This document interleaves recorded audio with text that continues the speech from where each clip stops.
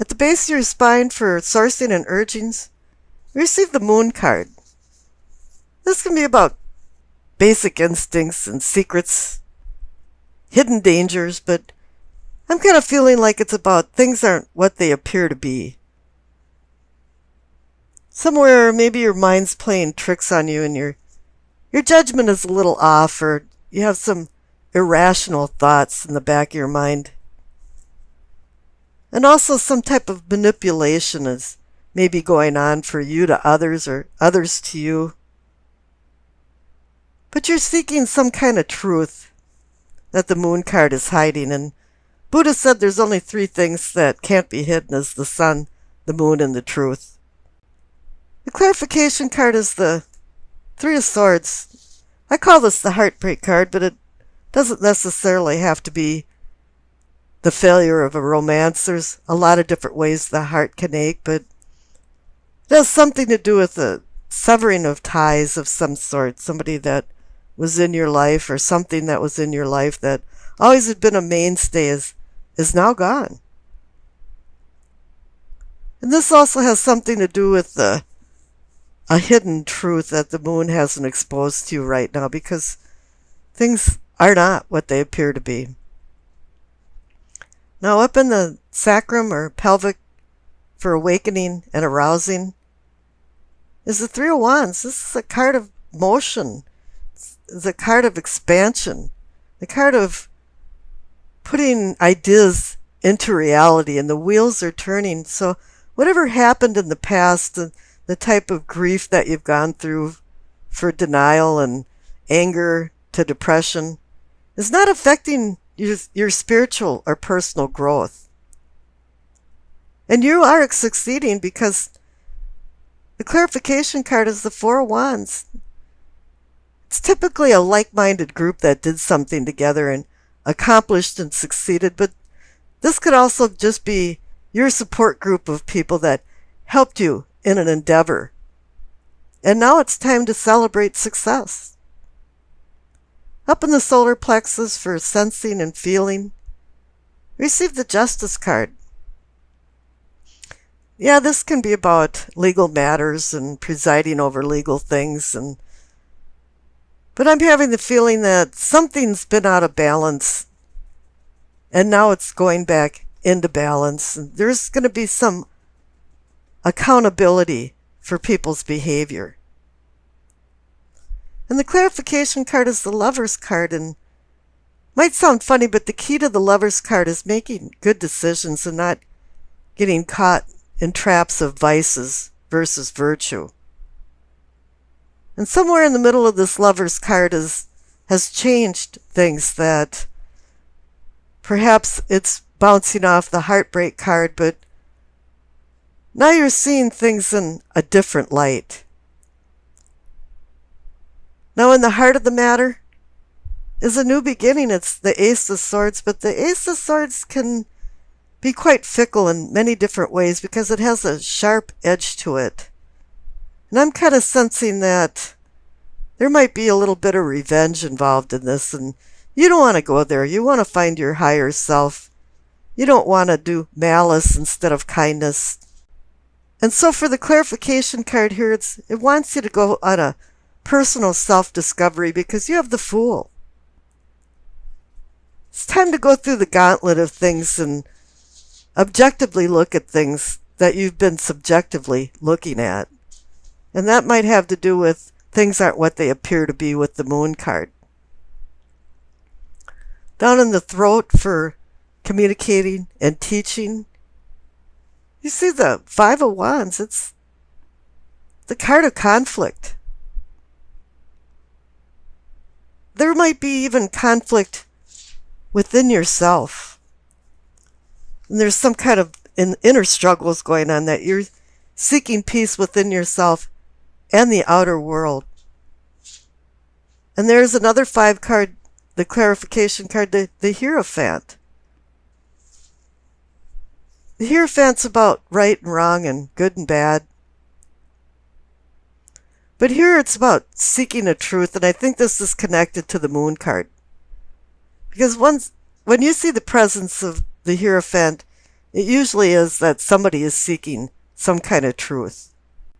And in the third eye, for visioning and seeing, receive the Seven of Pentacles. I call this the almost a harvest card. You're making it. You're making a lot of progress, but you still can't drop the ball right now because if something happens, you might not receive the abundance. And the clarification card is the Three of Wands. You've received that twice now. So it's saying, yeah, you're moving forward, you're expanding, and you're accomplishing. You just have to watch your step right now. Here in the Crown, for knowing and understanding, receive the Wheel of Fortune. This is excellent. You know, the fates of fortune on your side. You know, life is on the upswing. You might have had some heartbreak or some type of severed ties, but you're now recovering from that because the clarification card is the Six of Wands. You know, you've accomplished. Your prowess has been recognized and you're being received and honored. Now here in the past, you received the High Priestess.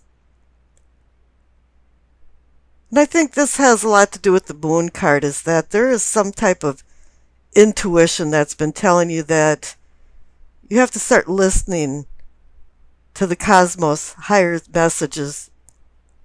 Because that's what the High Priestess is about, is she's the interim between the cosmos and Earth.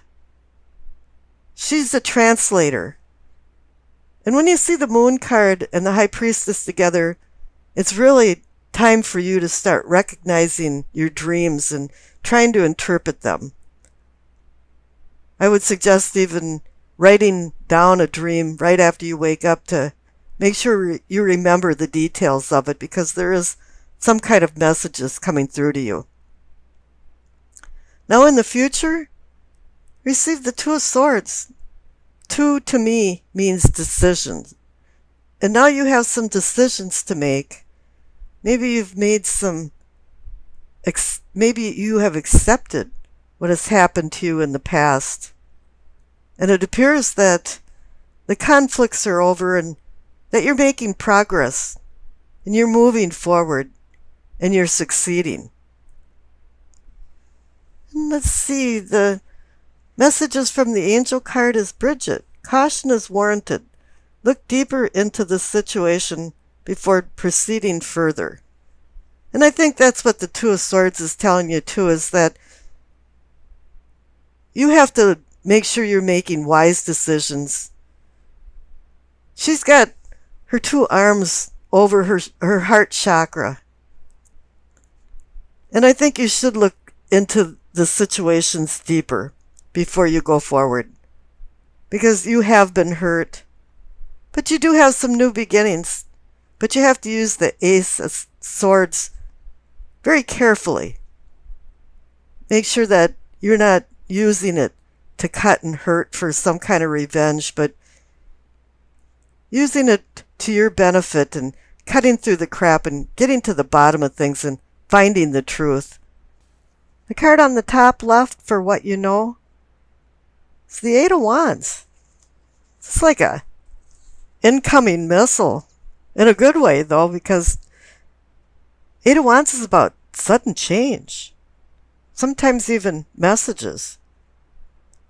And it's like a hazy miasma is clearing up, and maybe your cell phone hasn't worked for a whole week, and all of a sudden your calls are going through. And you finally go into the stall in the bathroom at work, and there's a whole roll of toilet paper instead of 3 sheets stuck to the glue, and you have to ask the person next door, you know, do you have any extra? So finally things are falling into place. It's hit a tipping point, and an immovable mountain is now being able to move. Doors are swinging open for opportunities.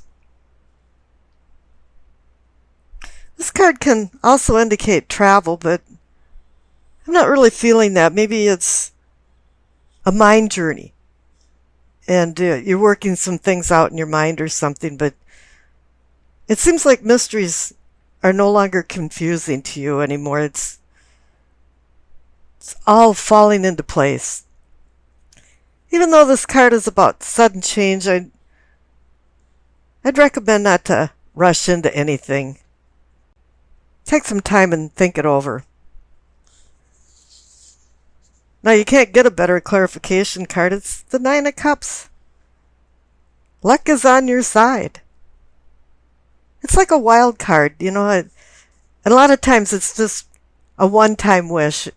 And maybe you've had it for a really long time. All of a sudden, the Eight of Wands is sailing in, and here it's conjoined with the wish card. Just make sure that you get what you wish for, or you be careful of what you wish for. This is such a good reading. The center card is the Star.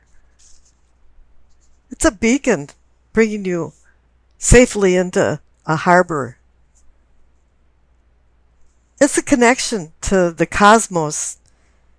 It's oversight from maybe a guardian angel or some type of guardian, a deceased person. But also, again, just like the Eight of Wands, it's like the fog is dissipating and all of a sudden you see things a lot more clearly. I always like the analogy about Dante. He used the star to find his way out of the inferno of what he considered hell. And here too, it's also about hope and healing. But it's only a promise. Yet it hasn't come to fruition. It hasn't started yet. But the wheels are starting to turn, and boy, with the Eight of Wands there's a lot of action and motion going on. Now the clarification card is the Three of Pentacles. I call this the Architect card, or the card about architecture. It's about building, and a lot of times it's about building with other people, craftsmen and masons and different things. But I'm kind of feeling like you just want to build. You want to build your life. You feel like everything is falling into place so quickly that there's no reason not to expand. And this is reinforced by the card up on the top right for self and self-awareness. It's the Two of Wands. It's the card of decision, the card of opportunity. He's holding the world in his hand, and he's looking over the horizon, and he's wondering, what should I do next? What will make me happy? What's the purpose of my life? Where do I want to go? Now the clarification card is the King of Swords. He's a governor to this decision card. He's a controller. He wants you to control yourself and control your decisions and make fair and just decisions and make good decisions. Now the future card's kind of a bloop in the graph a little bit, but it's a pleasant one. It's the Ace of Cups. The only cups you received in this is the Nine of Cups. And here it's saying you've got a new lease on love and emotions. It's not necessarily a love affair. I mean, this could be between even family and friends, but it's about deepening your emotions and a spiritual awakening.